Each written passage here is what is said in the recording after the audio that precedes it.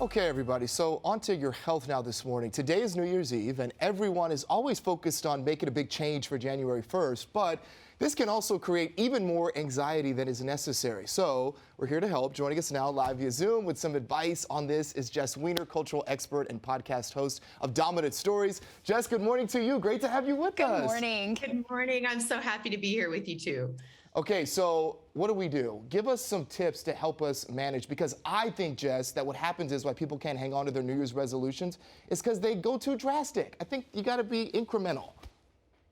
Yes, there's so much pressure right now, especially for us to turn a new leaf. We want new change. We've been in this pandemic for 2 years, and there's a lot of pressure to want to have something new. And what I'm advising folks to do is to focus on what you are. So make a to-be list, not a to-do list. Think about all the things you've accomplished this last year. We've survived. Thankfully, right? We've managed our home life. We've managed careers. We've managed our mental health and well-being. I think it's really time to take stock of who we are and not what we need to do. We got to move away from the list this year in order to preserve our mental health. Oh my goodness, Jess. That like hits so deep. Don't make a to-do list, make a to-be list. Oh my gosh, Jess, come on. That hit really hard. Dang, that's good. Jess, I am that to-do list person. Good. I got a personal, a work one, a family one. I mean, I go crazy with the list. So I wrote that down, to-be list.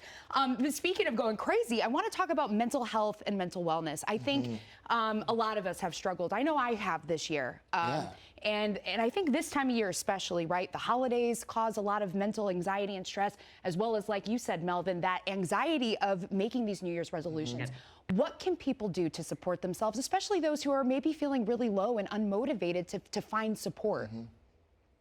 Yes, absolutely. So this is the time for us to lean on what I call our esteem team. And that doesn't mean you've got to go out to hundreds of people. This means you're one, maybe two, maybe three folks that really have your back, that are there with you, that can support you. And that esteem team right now is really critical. I mean, look, we should be staying at home because of where we're at health-wise in this world. There's not a lot of opportunity to socialize, but it doesn't mean you have to be disconnected. So do what you can, how you can. If you're tired of Zooming, if you're tired of FaceTiming, text, call, write a letter, send a card, but do the outreach. The action of outreaching actually can help us increase our connectivity even before we connect to a human being. So it's the actions that matter.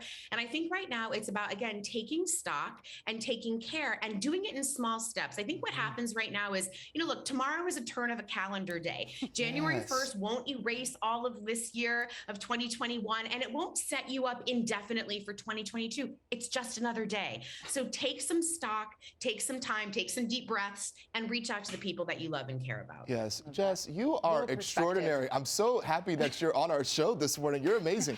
Okay, yeah, it's so Listen, good. it's only for you all that I would be up this early. We I love appreciate what you. you're all about, and I was happy to talk to you. So you have this podcast called Dominant Stories. I mean, tell us what inspired you to do this, and also you're working with Shonda Rhimes on this as well. Amazing.